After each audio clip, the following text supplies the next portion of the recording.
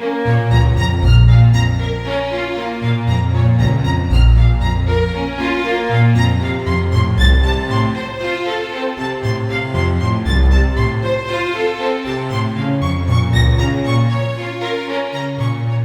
tudo bem?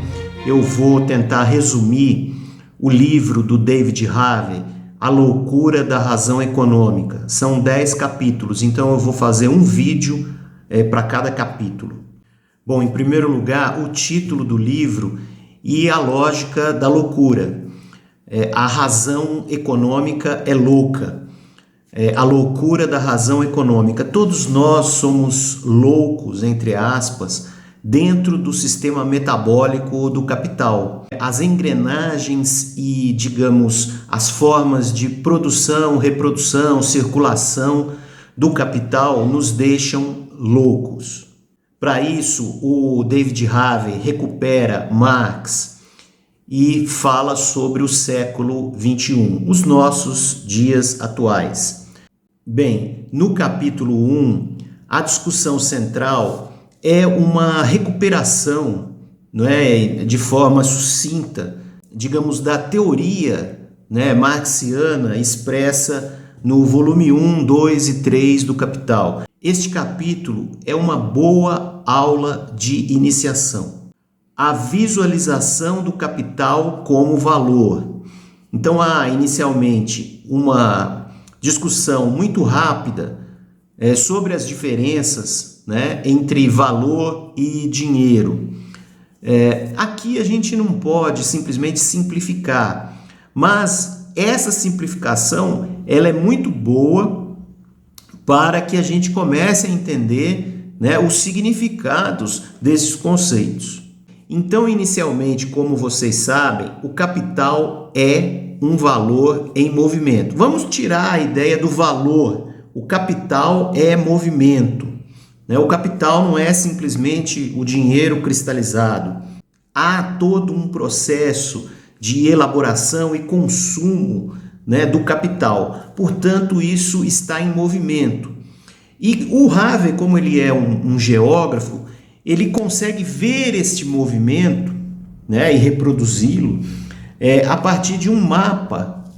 Ou seja, é como se a gente estivesse realmente olhando, né, de um lado para o outro, como isso se transforma historicamente e como isso degrada e destrói a natureza, etc., os trabalhadores e tudo mais.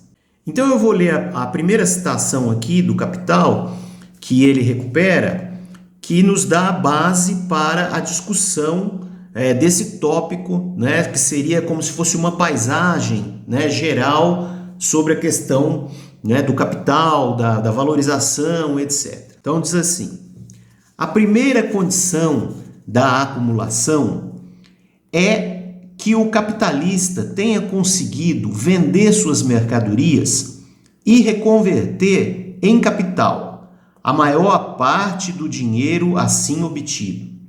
Em seguida, no livro 1 do Capital, pressupõe-se que o capital percorra seu processo de circulação de modo normal. A análise mais detalhada desse processo pertence ao livro 2. O capitalista que produz o mais-valor é, de certo, o primeiro apropriador, porém, de modo algum, o último proprietário desse mais-valor. Ele ainda tem de dividi-lo com capitalistas que desempenham outras funções na totalidade da produção social, como o proprietário fundiário, etc. O mais-valor se divide, assim, em diversas partes.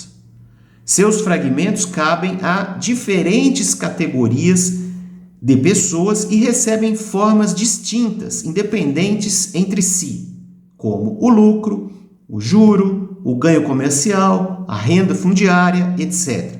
Tais formas modificadas do mais-valor só poderão ser tratadas no livro 3. Bom, o mais-valor é uma categoria que antigamente se chamava mais-valia, né? É o excedente de capital, é o além. Então, tudo isso que ele falou aqui em forma de juro, lucro, renda fundiária, etc., que é dividido entre os capitalistas. Como que ocorre essa divisão, essa reprodução do dinheiro, né, repartido entre várias partes, né, e vários fragmentos de capitais? Aqui supomos, continua a citação, por um lado, que o capitalista que produz a mercadoria a vende pelo seu valor. Por outro lado, tomamos o produtor capitalista como proprietário do mais-valor inteiro, ou, se assim se prefere, como representante de todos os seus coparticipantes no butim.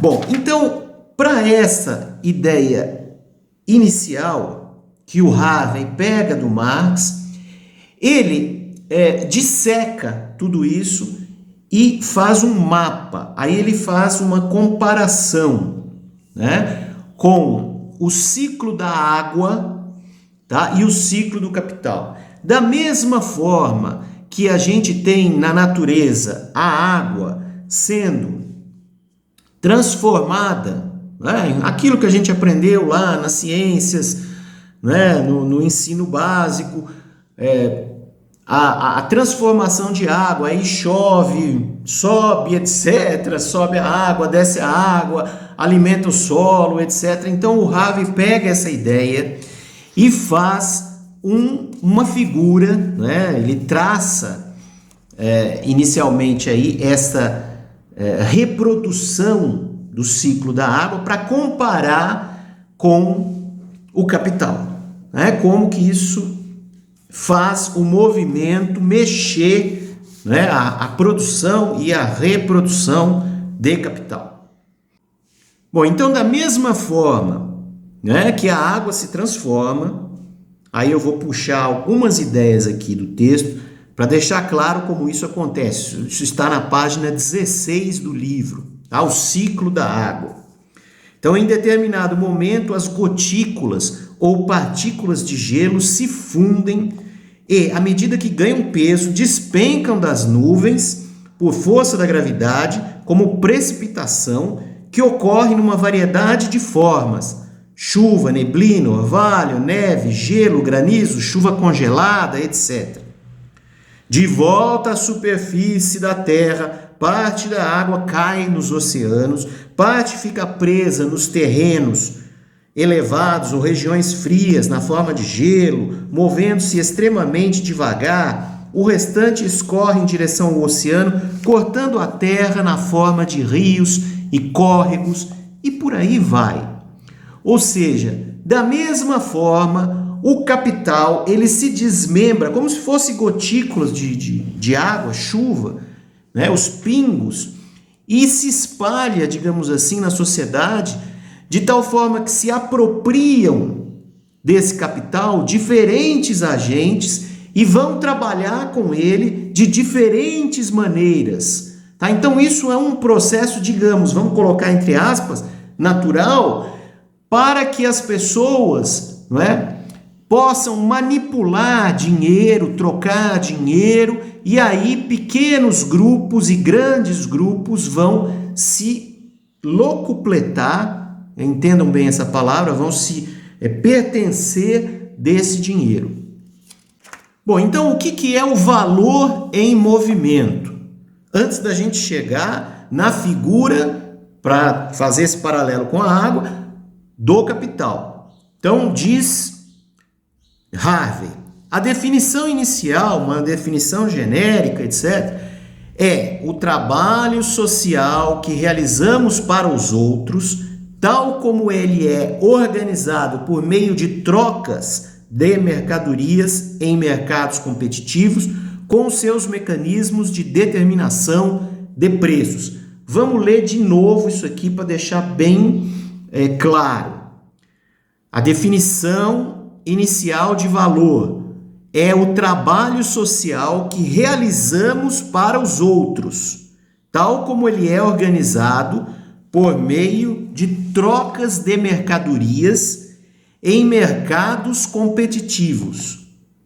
Então, eu preciso de sapatos, eu preciso de alimento, não é? Como que eu vou conseguir obter isso que eu preciso? Né? Por meio de mercados competitivos. Então, eu tenho um determinado quanto, né, de dinheiro e aí eu vou lá e troco por aquilo que eu preciso. E aí isso se forma, né, formam-se preços e se dão essas trocas. Então, isso, digamos, é uma ponta, né, inicial para a definição de valor. Como que vale as coisas, né? As coisas não valem porque atribuiu-se um preço que caiu do céu. Não. As coisas valem porque se formou, não é, uma ideia de troca estabelecida historicamente. Eu preciso de coisas, eu vou trocar por coisas, ok? Então, nessa definição inicial, a gente consegue chegar no movimento do capital, nessa figura 2 que o Harvey descreve, né, aqui na página 20. Então, o título da figura é Produção, Reprodução e Destruição da Natureza Humana e da Cultura. É uma figura que vale a pena a gente gastar um tempinho aqui, mas a gente vai tentar resumir, né, para que o entendimento seja o mais claro possível. É um fluxo, né? Então, se tem uma entrada, tem uma saída. Se tem uma entrada e tem uma saída, tem um desenvolvimento nesse meio do percurso, não é? E, portanto, tem causas e consequências. Então, vamos lá. Vontades, necessidades e desejos. Demanda efetiva de consumo. Aí tem demanda burguesa, demandas estatais, despesas estatais, demanda de consumo dos trabalhadores. Então há uma série de, digamos, desejos e necessidades aí. Aí tem a realização do valor na forma dinheiro. Tá? O dinheiro não é simplesmente um meio de troca. Né? Ele é uma realização, né, sensível da necessidade humana para sobreviver, para viver, para ter desejos, etc. Bom, dentro dessa realização, né, da forma dinheiro, há os bens salariais, há os produtos de luxo, há os meios de produção, há um conjunto vasto de mercadorias. Bom, nesse mundo das mercadorias, há a produção para a valorização do valor e do mais-valor, ou seja, da mais-valia lá, do excedente, né? Então, nós produzimos, na medida em que nós produzimos, a gente já gera excedente, tá? Porque nós não produzimos apenas para um consumo individual, familiar, etc. Isso aí ficou lá atrás no passado, né? Então, a nossa produção, ela sempre será cada vez maior, né? E cada vez mais destrutiva. Porque, obviamente, se você produz muito mais do que você precisa, né? Pensem nessa tragédia ambiental que a gente vive nos dias de hoje, a partir de grandes e grandes massas de inutilidades, de toxicidades, percebe? Então nós conseguimos produzir muito mais daquilo que a gente necessita. Bom, na produção, como todos sabem, né, existe lá a força de trabalho, os meios de produção, a apropriação disso, né? Então, tudo isso está dentro dessa lógica, desse fluxo. Bom, aí se chega ao capital dinheiro, né? E o capital dinheiro é muito interessante hoje pela forma que ele conseguiu se desgarrar da realidade, né, com um número elevado de zeros na medida em que você tem o capital financeiro, fictício, etc. Dentro disso, também tem a distribuição e a circulação, né, de mercadorias, de capitais, etc. Então, tudo isso está nesse fluxograma aqui, da produção, reprodução, distribuição de espaço, lugar e natureza. Desculpa, distribuição não. Destruição de espaço, lugar e natureza. O dinheiro é algo completamente, digamos, mistificador, no sentido, principalmente nos dias de hoje, onde a gente perde cada vez mais aquela noção que estava agarrada, né, na forma do dinheiro com o lastro no ouro. Né? Então hoje já praticamente nós vamos dizendo adeus a esta forma com o lastro ouro, ou seja, o dinheiro passa a ser um monte de zeros, né? Passa a ser contas digitais. Né? Se você trazer isso para a realidade, o que é uma conta digital? Você clica lá e você tem dinheiro, você transfere dinheiro, você paga, você recebe, ou seja, né? Cada vez mais isso se torna louco. Dinheiro na forma dinheiro. A forma dinheiro, portanto, ela é uma forma de produção e de reprodução. Tá? Tudo isso junto. E aqui, em grandes linhas, a gente precisa, né, dividir isso. O Harvey divide, né, em 3 momentos que, coincidentemente, é o livro 1, livro 2 e livro 3 do Capital. Valorização, realização e distribuição. Sendo que a distribuição também inclui a circulação. Então, num primeiro momento, é a própria produção, reprodução que vai para um processo de valorização. Então, todo o livro 1, ele se baseia nessa questão da valorização, tá? Seja da mercadoria lá, da unidade da mercadoria, como da forma dinheiro. No livro 2 há uma realização. Essa mercadoria e esse dinheiro, tá? Vamos deixar isso bem claro aqui. Mercadorias, dinheiros, etc., serão realizados, né, no consumo das pessoas, das empresas, dos vários tipos de agente, né? Ou seja, já houve, né, todo um tratamento aí de produção e esse escoamento será dado pela valorização. E aí, num terceiro momento, pela distribuição e aquilo que a gente está querendo deixar claro aqui, a circulação. Ou seja, é a reprodução da própria reprodução, né, em várias formas, em vários canais que são ramificados, né, para que esse dinheiro se torne, portanto, realizado e distribuído. Bom, não é novidade para ninguém, né, que o grosso de tudo isso acaba na mão de poucos, né, e os trabalhadores, as pessoas mais pobres, e aí a gente vai para um campo assim vasto, né, de prejuízos, de tristezas, não é, de carências, etc, etc.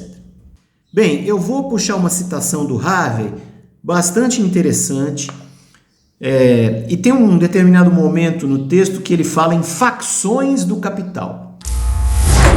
Então, como isso começa a acontecer? Ele diz assim: no fim do dia, os capitalistas se importam apenas com o mais valor, com a mais-valia, que será realizado na forma de lucro monetário. Então, o objetivo é o lucro e pronto, acabou.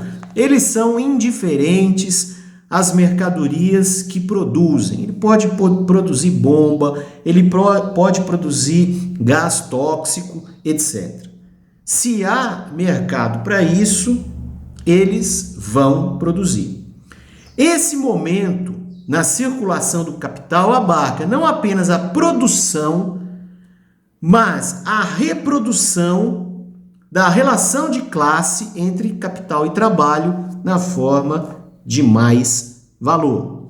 Ou seja, há um domínio, né, inicial, e esse domínio se fortalece na medida em que o elo mais fraco, que é o trabalhador, se torna mais fraco. Enquanto a ficção da troca individualista de equivalentes no mercado, onde tudo é transparente, é mantida, o trabalhador recebe o valor justo da força de trabalho, um incremento de mais valor é produzido para a classe capitalista num processo de trabalho que não é transparente e que o capitalista se empenha para manter longe de vista. Então ele ganha um pouquinho aqui, um pouquinho ali e ninguém quer falar sobre isso. Hoje em dia é como se o sujeito lá recebesse um clique, 2 cliques e com um mundo de cliques ele forma um tanto, um quanto de dinheiro. Ok? De fora, tudo isso se passa como se o valor tivesse uma capacidade mágica de aumentar a si mesmo. A produção é o momento mágico em que ocorre o que Marx chama de valorização do capital. Então, de forma minuciosa, milimétrica, o segundo, o minuto a favor do capital, ele já começa no momento da produção. E aí da produção ele vai chegar à valorização, da valorização ele chega à distribuição, circulação. Obviamente, nesse processo histórico todo, existe a figura do Estado que tenta ser o mediador dos conflitos, que tenta fazer distribuição, que tenta fazer uma retenção de todos os processos onde o dinheiro atua, consegue e não consegue realizar. Eu tenho que falar isso porque, de alguma forma, o Estado mantém esse sistema em movimento e, de alguma forma, o capital atropela toda a sua ingerência. E nos dias de hoje, com menos Estado, essa ingerência e essa devastação é maior ainda. Bom, e por fim, assim, para a gente fechar aqui esse primeiro vídeo, as forças motrizes do valor em movimento. Ele diz assim: a visualização do fluxo de capital é evidentemente uma simplificação.